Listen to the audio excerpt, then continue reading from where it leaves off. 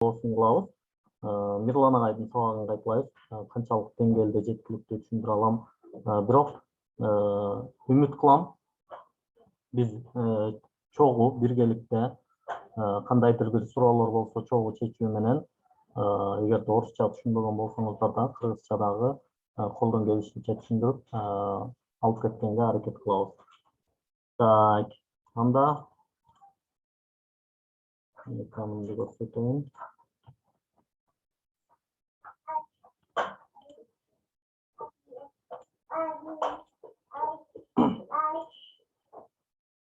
Бүгүнкү сабакта достор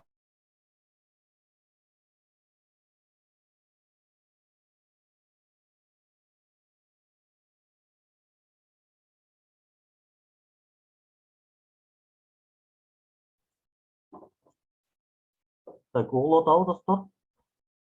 Ооба, угулуп атат. Жакшы, абдан сонун. Биринчи сабак киришүү сабагы болот. Программалоого киришүү. Программалоо деген эмне? Биз эмнелерди окуйбуз? Ошолор тууралуу кыскача сүйлөшүп өтөбүз. Негизи биз веб программалоону, сайт жасоону үйрөнүп баштайбыз. Сайттар кантип түзүлөт? Ушул жөнүндө сүйлөшөбүз. Өзүңүздөр билгендей, көптөгөн сайттар бар. Ар кандай сайттарга кирип жүрөбүз, колдонуп атабыз дегендей. Мисалы, мына сүрөттө көрүп турганыңардай бул жерде эң жөнөкөй Mail.ru-дан тартып, мына Superkg, Facebook, Одноклассник кандай сайттарды, кандай тармактарды билген болсок, мына ушулардын бардыгын программисттер программалоо аркылуу жасалып атканын дагы бардыгыбыз билебиз.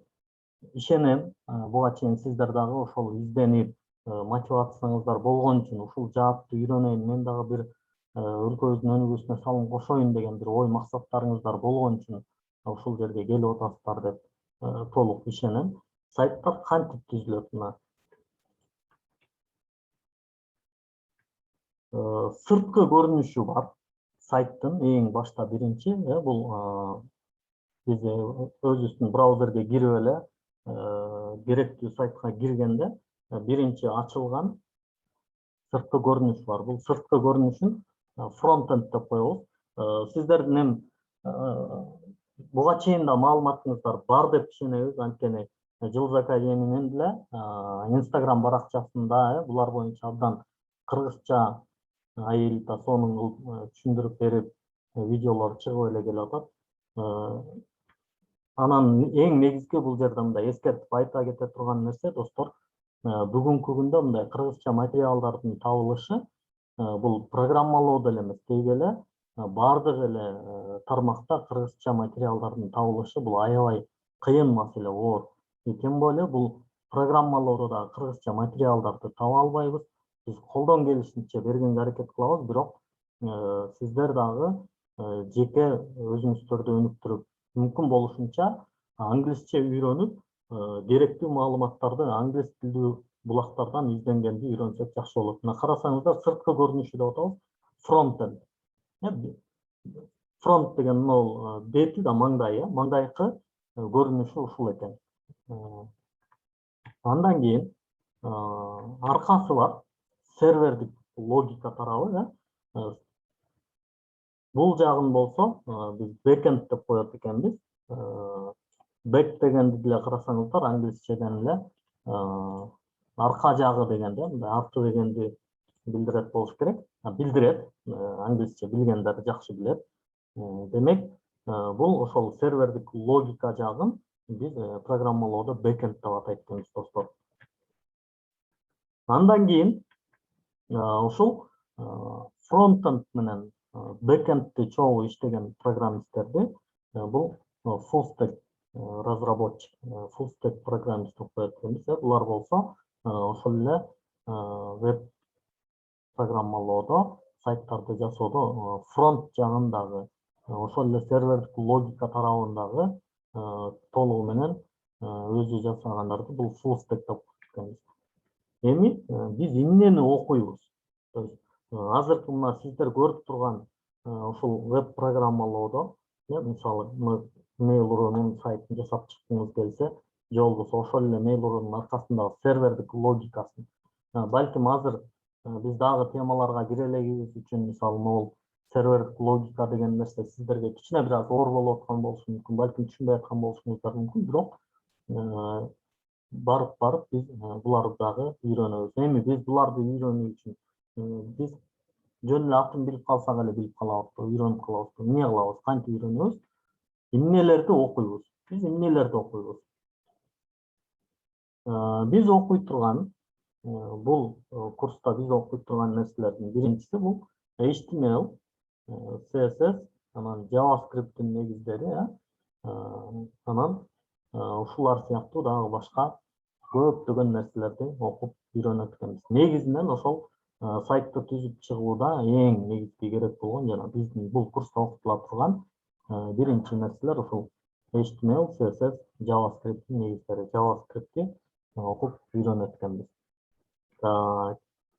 Колдонуучу куралдарды даярдап алабыз. Булар боюнча негизи видеолор дагы тартылып даярдалган, же болбосо YouTube'дан да карап, издештирип дегендей, кандай курал жарактар менен, кандай программалар менен, эмнелер аркылуу код жазабыз, мына ошолорго даярдык кылышыбыз керек болот. Бул колдонуучу куралдардын биз сунуш кылганы бул Visual Code Studio. Visual Code Studio. Негизи код жазууда, программалоодо колдонулуучу куралдар өтө көп, бирок акысыз жана мындай көптөгөн ичинде мындай мүмкүнчүлүктөрү менен болгон эң жакшы ыңгайлуу бул Visual Code Studio. Visual Studio Code. Ушул нерселерди даярдап алышыбыз керек. Булар боюнча дагы негизи Мирлан агайдын даярдаган сабактары орусча, орус тилинде даяр бар. Ал видеолорду көрсөңүздөр болот. Кыргызча дагы колдон келишинче даярдаганга дагы аракет кылабыз. Эми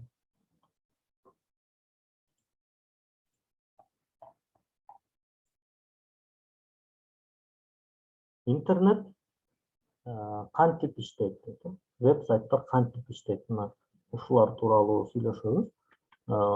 Сайттарды ачуу үчүн бизге төмөнкүдөй браузерлер керек келет. Негизи эми колдонуп эле келип атабыз, бул нерселерди. Internet Explorer, болбосо Google Chrome, Edge, Firefox, Safari деген сыяктуу. Бул негизи көпчүлүгүбүз биз колдонгон браузерлер бул Chrome болуп эсептелет. Анан бүгүнкү күндө дагы могул Edge деген дагы аябай мындай жакшы өнүгүп көп колдонуп башташты, бирок баягы эң популярдуу болгон, белгилүү болгон билингендеринен бул Chrome менен Firefox, муну аябай көп колдонушат. Edge'ти кичине мындай көп колдонбой келатышат, анткени могул Internet Explorer деген бул аябай мындай акырын иштеген, оор иштеген браузер эмес беле, муну баардыгыңыздар эле билип калдыңыздар болуш керек. Анан Edge'ти да ошондой көрүп көп колдонбой аткан жерибиз бар. Негизинен мындай Google'га тиешелүү болгон, Google Chrome деген керек болсо телефондордо дагы аябай мындай жеңил жана ыңгайлуу иштеген, программисттер дагы мындай программалоодо дагы жана өздөрүнүн жасап аткан сайтын мындай тесттен өткөрүү үчүн мындай эң идеалдуу деп Chrome'ду көбүрөөк колдонуп келишет жана Firefox'ду да көбүрөөк колдонуп келишет.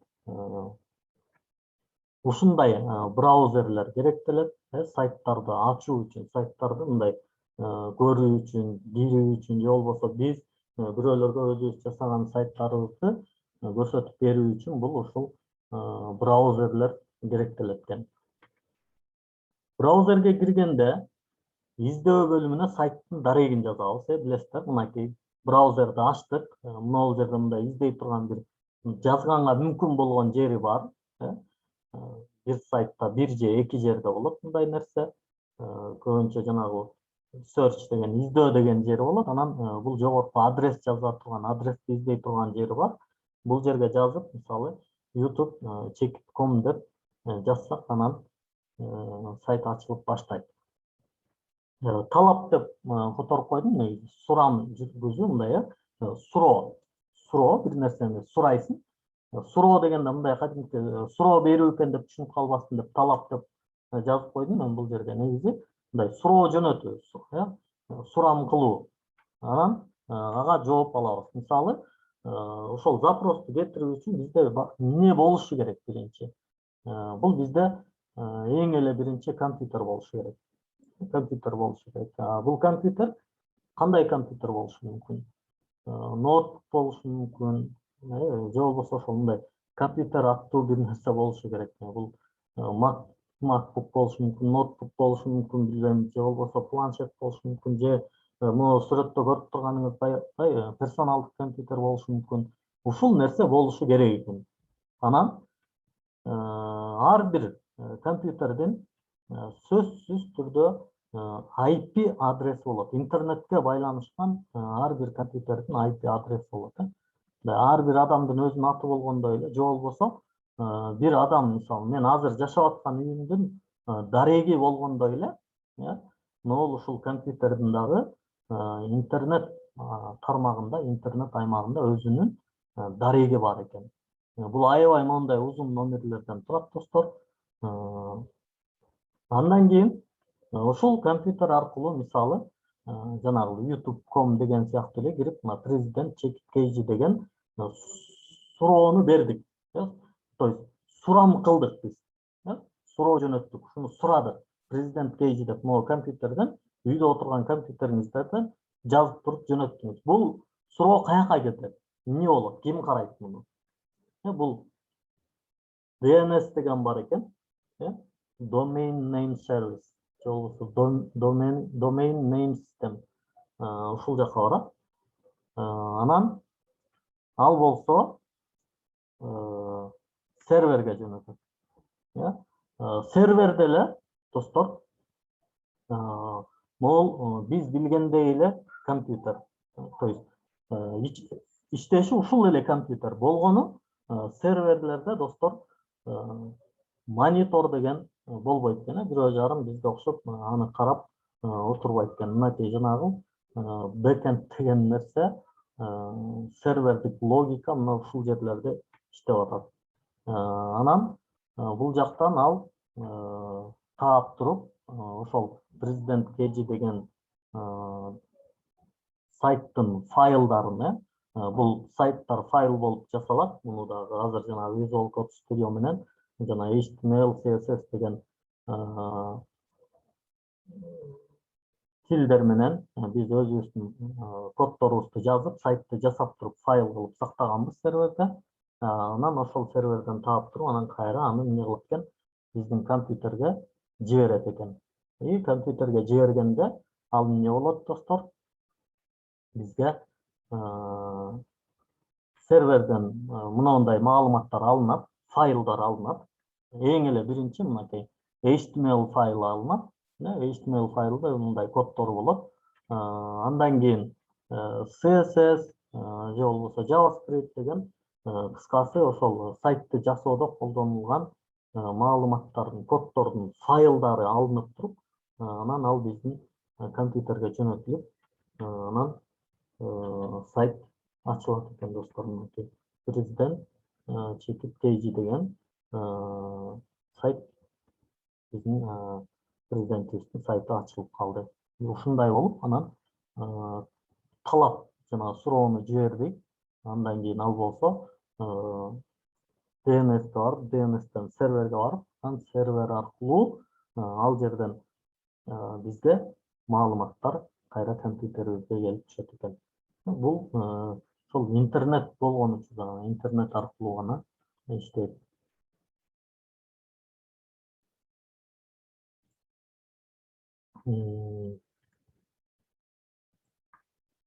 Так, HTML-ден баштайбыз. Hypertext Markup Language дейт. Гипертекстти белгилөөчү тил, белгилей турган тил экен. HTML 5-ти окуйбуз. HTML-дин тарыхы, достор, 1986-91 жылдар аралыгында иштелип чыгыптыр. Мунун автору Тим Бернерс-Ли деген киши экен. HTML-дин негизги баягы иштелип чыгышынын себеби, эмне болуп HTML пайда болуп калган? Бул эң эле негизи илимий иштерди интернет аркылуу башкаларга жиберүү үчүн же болбосо ошол илимий иштерин бирөөгө жиберүү үчүн гана иштелип чыккан нерсе болчу экен, каражат болчу экен. Анан өнүгүп отуруп мына бүгүнкү күндө өз негизи заман күндөн күнгө өнүгүп атат да, мындай эч нерсе токтоп турган жок. Биз дагы өнүгүүнүн үстүндө болуп атабыз. Ошол сыяктуу эле HTML дагы иштелип чыккандан кийин бүгүнкүдөй биз деңгээлде азыркы HTML5 деген деңгээлге жеткенге чейин бир топ жолду басып өткөн. Мисалы биринчи эң алгачкы ачылган сайт дүйнөдөгү эң биринчи болуп ошол HTML менен ачылган сайт мынакей. Info CERN деген эле home of the first website дейт. Ушул кирип дагы көрсөңүздөр болот. Ушул эң биринчи ачылган экен. Ушундай эле болгонуна карасаңыздар, чындап эле ошол бир мындай текстти жиберүү үчүн гана иштелип чыкканы биринчи сайттар эле белгилүү болуп көрүнүп турат. HTML'дин версиялары, то есть өнүгүү тарыхы достор кандай болгон? HTML2 деген версиясы болгон 3 мына 95-жылдарда ноябрда, мартта ушундай болуп өнүгүп отуруп мына бүгүнкү күндө могул 2014-жылдан бери HTML5 дегени колдонулуп келатат. Эң актуалдуу болгон ушул HTML5. Биз дагы ушул эң актуалдуу болгон HTML5ти окуп үйрөнөт экенбиз. Программалоонун негиздерине киришүүдө бизде мындай эң керек болгон жана өзүбүздүн программаларды иштеп чыгууда колдоно турган эң негизги гипертекстти белгилөөчү тил, белгилей турган тил. Негизи HTML'де да мындай баягы программалоодо тилдер колдонулат да. Мисалы JavaScript бир тил. Анан ошол CSS, HTML'де мындай тил эмес, булар ошол жөн гана мындай тексттерди белгилөөчү нерсе деген сыяктуу да көз караштар бар. Тил деп дагы айтып жүргөндөр бар. Кыскасы кандай болсо дагы биз HTML5 эмне кылат экенин билип алсак ошол жетиштүү болот деп ойлойм. HTML өзү эмнелерден турат? HTML деген иштеп чыгуучулар веб-сайттын мазмунун белгилөө үчүн HTML колдонушат дейт. Мисалы, веб-сайттарды иштеп чыгуучулар белгилөө HTML тегтеринин жардамы менен жүргүзүлөт дейт. То есть ошол жанагы тексттерди белгилөө үчүн ушул HTML'дин ичиндеги тегтер аркылуу ошонун жардамы менен жүргүзүлөт экен. HTML'дин тегтери болсо достор, бул HTML текст деп дагы турат. Бул жерде тегтин аты мындай эмне дейбиз муну? Мунун чоң кичине белгилери бар го математикадагы. Ушул чоң кичине белгилеринин ичине жазылат HTML'дин тегтери.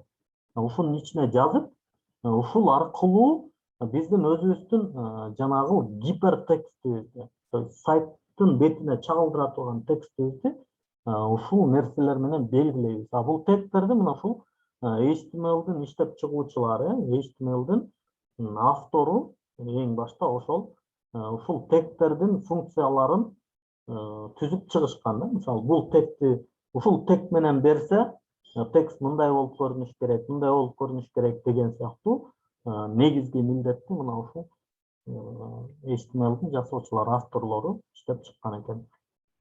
Тегтердин түрлөрү бар HTML'де достор. Тегтер мындай түрлөрдөн турат.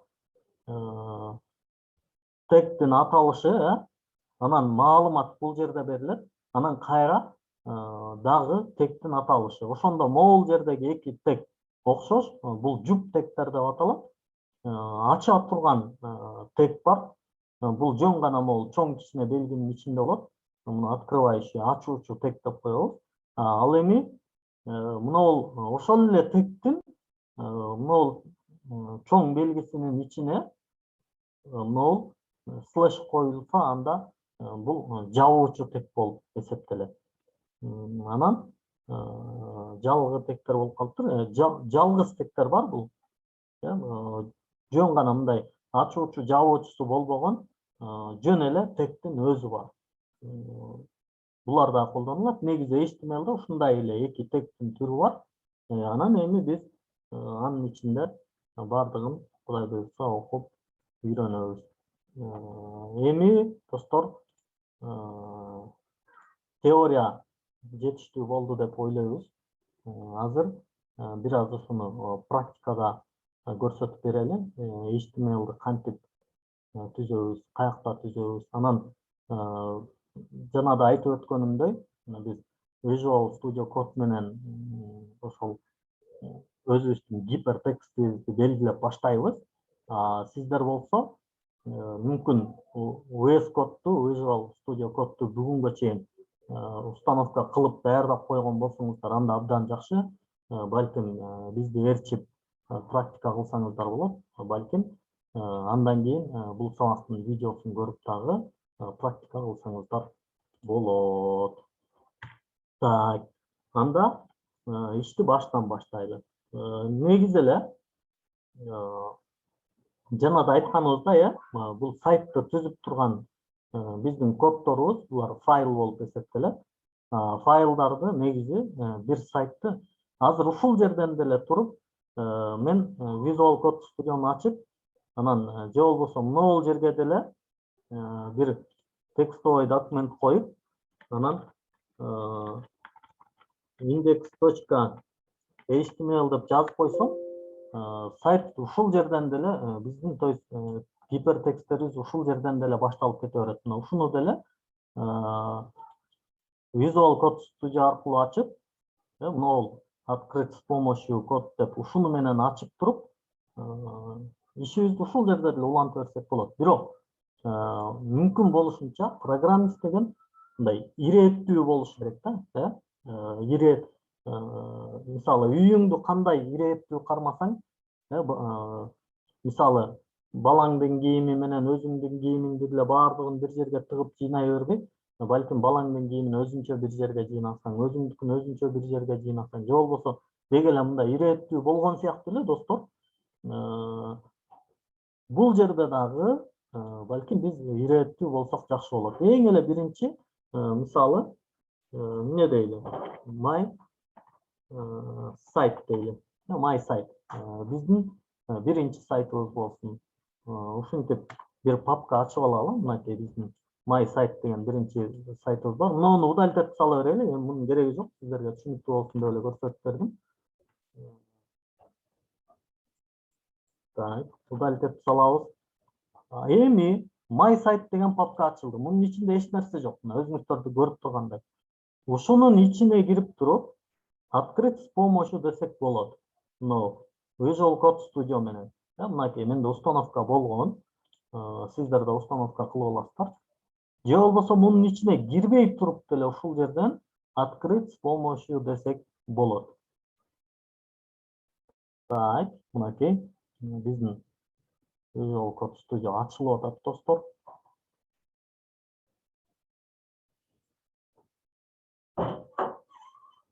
Муну чоңойтуп алабыз. Мынакей көрдүңүздөрбү?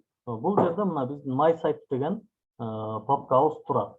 Эми жанагы эле маселе, бул My Site'дин ичине кирип туруп, ушул жерден дагы түзсөк болот эле. Бирок мынакей могул Visual Code Studio'нун же болбосо ушул сыяктуу куралдардын бизге мындай берген жеңилдиги ушул десек туура болот достор. Мынакей New File дегенди басабыз. Бул жерде мына плюс белгиси менен, бул жерде эки плюс турат.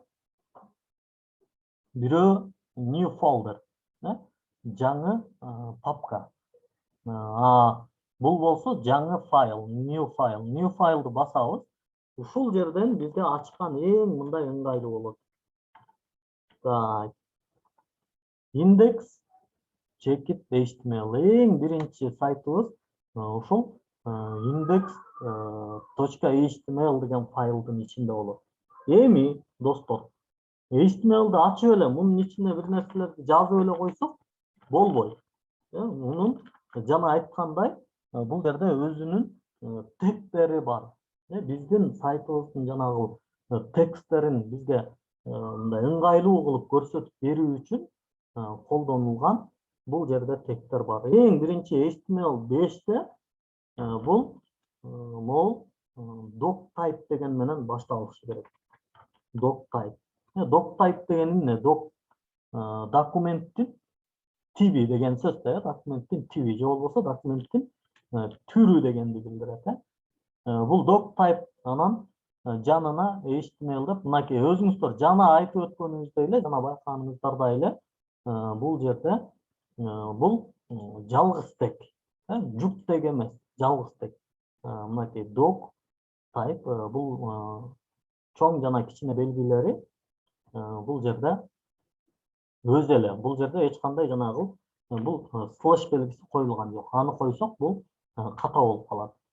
Андан кийин эң биринчи сапта ушул сөзсүз doc type турушу керек. Биздин программалообуз, код жазуубуз мына ушул жерден башталат. Андан кийин экинчи сапта дагы эле ошондой бул жерде болсо эми HTML деген эң негизги бул жүк тег. Эң негизги биринчи биздин жүк тегибиз HTML. Бул ошол мынакей баардык коддорду өзүнүн ичине камтып турган эң негизги экинчи тег болуп эсептелет. Ушунун ичине жазылган коддорду гана HTML могул белгилөө тили, гипертекстти белгилөө тили HTML, Hypertext Markup Language, ушул HTML деген жүк тегтин ичине жазылган коддорду гана туура тааныйт экен. Андан кийин дагы бир негизги коду бар, бул head деген, head, баш дегени. Мунун бул дагы жүк тег болуп эсептелет. Мынакей карасаңыздар, мунун дагы аягында слэш белгиси турат. Анан эми негизи мындай маселе бар. Ушул могул HTML дегендин бул жагында да. Мисалы, кээ бир сайттарга кирсек, так, могул жакта кандай мынакей Google Translate, так, мында жок экен. Кандай сайт ачсак экен, мисалы. Могул жерден эле бирөөнү любой бирөөнү ачып көрө берели. PubDev деген сайтка киргенде моундай нерсе бар. Мына Google Chrome'да айрыкча көп колдонулат. Google котормочуну дароо эле могул жерге сунуш кылып берет. Мынтип чыга берет го. Ушуну которолубу, которбойлубу деп. Жана муну басып койсоңуз, бул сайтты дароо орусчага которуп коет. Ушул нерсени жасап турган могул HTML'дин жанында language деген сөздүн кыскартканы length деген колдонулат. Бул жерге n деп жазып койсоңуз, мисалы, бул сайттын эң негизги тили англисче дегенди билдирет да. Аны мисалы башка орус тилдүү же болбосо түрк тилдүү башка тилдеги бир браузерден ачканыңызда аны бул англисче сайт экен, муну орусчага котороюнбу же кыргызчага котороюнбу деген сунушту берип тура турган негизги нерселерден бири ушул нерсе бар. Бул мындай ру болушу мүмкүн, же болбосо мындай к болушу мүмкүн кыргызча дегендей. Бирок бул мындай өтө зарыл болгон нерселерден эмес. Мисалы, коддо могул HTML деген тегтин жанында бул нерсе болбой калса, сиздин кодуңуз ката болуп эсептелбейт. Анан дагы бир бул жерде жүк болбогон, жалгыз болгон бир тег бар. Бул meta деген тег, meta теги. Мунун ичинде charset деген бар. Charset UTF-8 деген бар. Негизи бул meta ошол могул биздин HTML белгилөө тилибиздин, то есть гипертексттерди белгилөө тилибиздин могул head деген сайтка эң керектүү маалыматтар камтыла турган эң башы ушул жер. Бул жерде ошол meta деген charset UTF-8 дегендин ичинде бул жанагы мисалы кытайча, жапончо же корейче иероглифтерди тааный турган, же болбосо кыргыз тилиндеги өң, мисалы мурда билсеңиздер, сайттарды ачканда мисалы өө деген тамгалар көрүнбөйт эле. Ушул сыяктуу нерселердин баардыгын өзүнүн ичине камтып турган ошол Chapset UTF-8 деген эмнени кошумча каражатты тартып келип бере турган нерсе ушул мета деген теккен. Мына ол жерде мисалы жана HTML-дин жанында language да билинип атпады эле. Мисалы ошол кыргызча деп алдын ала билдирип койгондой эле. Ошол нерселердин баардыгынын базасын өзүнүн ичине сактап турган могул UTF-8 деген ушул мета тегинин ичинде экен. Анан бул жерде болсо эми кийинки биздин тегибиз бар. Бул болсо жүк тег болуп аталат. Биздин сайтты ачканда эң биринчи жана сайттын үстүндө бул кайсы сайт экенин билдирип турган сайттын аты жазыла турган жер десек туура болот. Мисалы бул жерде мен my first site деп коеюн. My first site мисалы биздин эң биринчи жасаган сайтыбыз. Эми келели. Могул баягы биздин папканы унутуп калдык. Тиги Visual Code Studio'нун ичинде жүрөбүз. Мынакей HTML деген бир файл жасаганбыз. index.html деген. Ал мынакей биздин папканын ичинде бар. Ошол даяр болуп калды биякта. Эми муну кадимкидей эле монтип интернеттен, браузерден ача турган болсок, ичинде эч нерсе жок. Бирок, мына көрдүңүздөрбү, эң үстүндө шапкасында My First Site деп турат. Мынакей.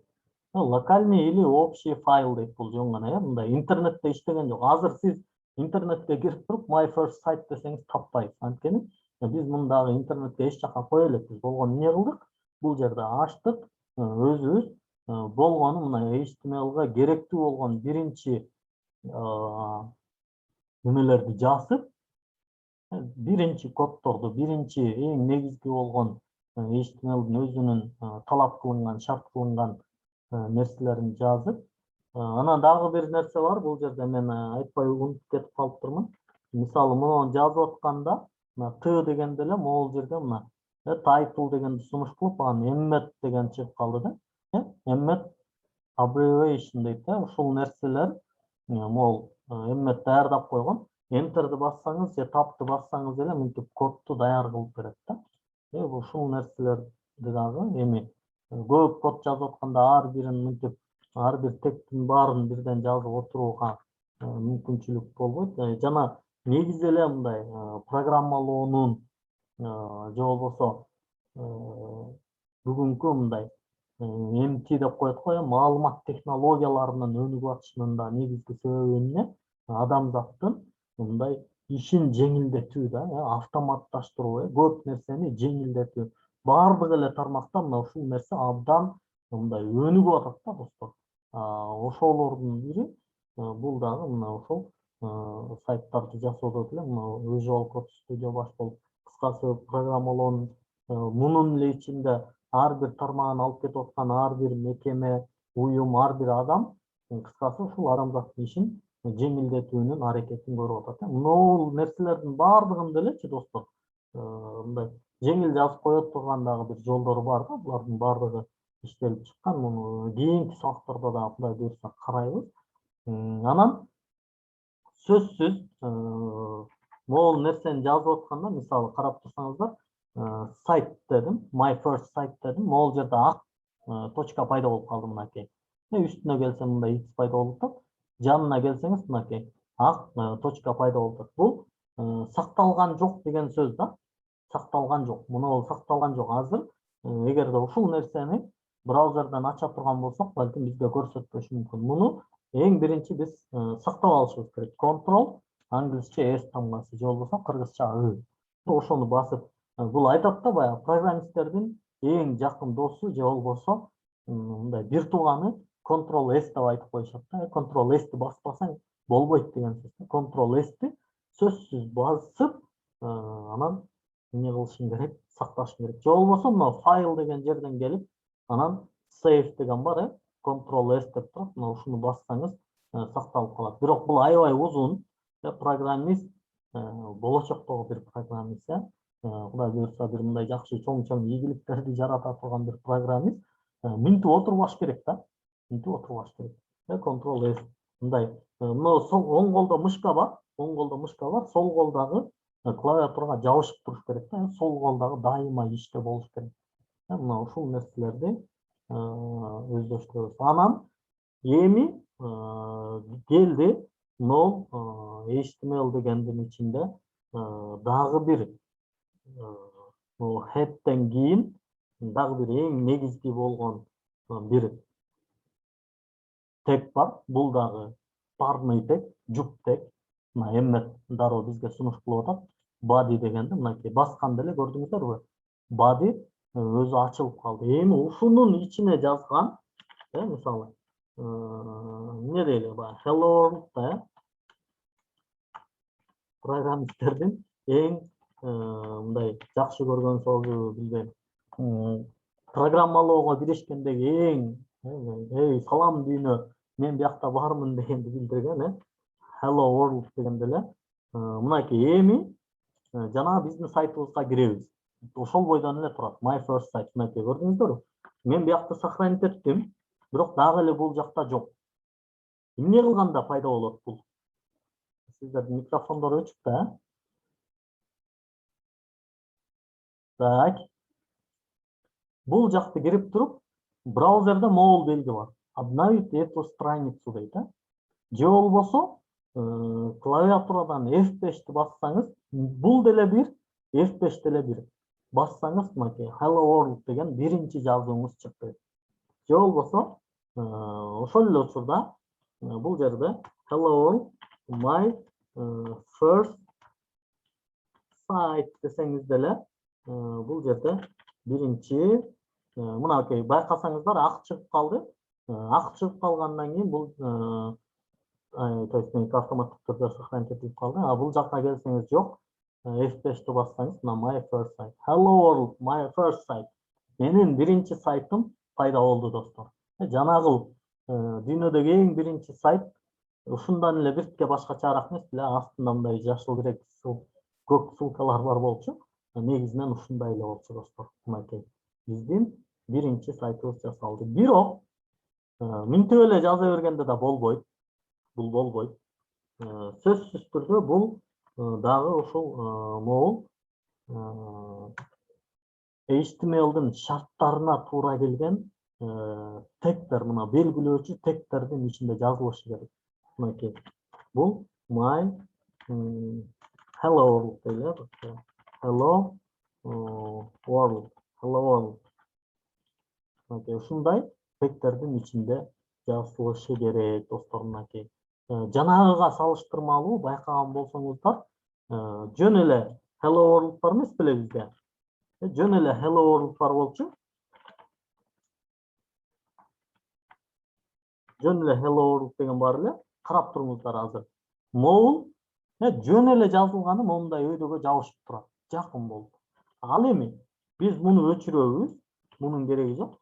HTML'дин шарттарына туура келген тегтердин ичинде жазабыз. Анда могул hello world деген бир аз алыстай түштү да. Демек, HTML белгиледи аны, бир нерсенин ичине алып белгиледи. Бул мындай болсун деген бир шартты аткарды да. Мына ушул шарттарды аткара турган. То есть жанагыл биз көргөндөй, мисалы, келгиле президент пейджин ачып алалы. President check page. Мынакей президент check page деген сайтта могул тексттердин момундай болуп көрүнүшү, мындай болуп көрүнүшү, мына ушулардын баардыгы ошол могул кандайдыр бир белгиленген тегтердин ичинде болот экен, достор. Бүгүнкүгө ушул сабак жетиштүү болду деп ойлойм. Суроолор болгон болсо, кандай суроолор болгон болсо, аларды кийинки сабактарда да талкуулайбыз. Бүгүнчө ушул жетиштүү болду деп ойлойм. Анан кийинки сабактарда да эми ушуну менен улантабыз. Сиздерге болсо тапшырма ошол Notion'ду азыр сабактын башында агай көрсөткөн, Олжобай агай көрсөтүп аткан Notion'ду туура колдонууну, тапшырмаларды аткарууну. Азыр мисалы мындай да, мынау нерсени жасап коюш балким азыр сиз үчүн аябай жеңил нерсе да. Анан мындай ойлошуңуз мүмкүн, оюнчук элекен го депчи ушуну жөн эле койбойбу, ушинтип эле койбойбу дешиңиз мүмкүн. Бирок кичинекей нерседен, кичинекей кадамдардан күнүгө кыла берсеңиздер, өзүңүздөр да байкабай каласыздар. Кудай буюрса, курстун аягында мыкты бир веб девелопер болуп чыкканыңызды өзүңүз да байкабай каласыз да. Бирок мындай аракет күнүгө болуш керек. Бүгүн оңой эле нерсе болду. Бүгүн жеңил эле нерсе болду. Анан агай өзү деле нормально билбейт экен деген сыяктуу бир мындай өзүңүздү жанагы жогору көрүү, мындай текеберчилик, кыскасы ушул сыяктуу нерселериңиз пайда болсо, анда сизден ийгилик келбейт достор. Любой эле курска барсаңыз, болгону базасын үйрөтөт, окутат. Негизин окутат. Негизи эмне экенин окутат. Бирок мындай андан нары алып кетип, ийгиликке жетүү мына бул сиздин колуңуздагы нерсе достор. Антпесе бул сыяктуу курстар мисалы толтура да, азыр мындай козу карындай жайнап кетти да. Бирок 5 жылдап университетте окуп деле программист боло албай жүргөн адамдар бар. Же болбосо тескерисинче 6 ай курста окуп деле мыкты программист болуп кеткендер бар. Болгону бул сиздин аракетиңизге байланыштуу нерселер достор. Олжобай агай, менде пока сөз бүттү, сабак бүттү окшойт. Суроого микрофон ачабызбы же болдубу агай? Суроо жооп кылабызбы?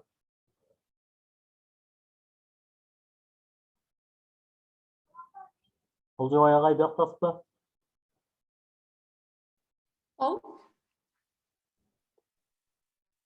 Арука, саламатсызбы, жакшысызбы? Жакшы, өзүңүз кандай?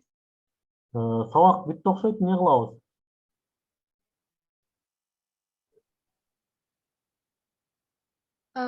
Суроолор, эгерде суроолор азыр мен чатты көрүп коеюн, эгерде суроолор жок болсо анда бүтүрө берсек болот.